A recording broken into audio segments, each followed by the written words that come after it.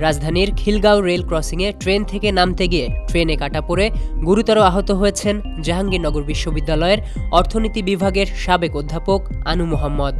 তার বাঁ পায়ের সবগুলো আঙুল চিকিৎসকদের কেটে ফেলতে হয়েছে। ঢাকা মেডিকেল কলেজ হাসপাতালে তার চিকিৎসা চলছে।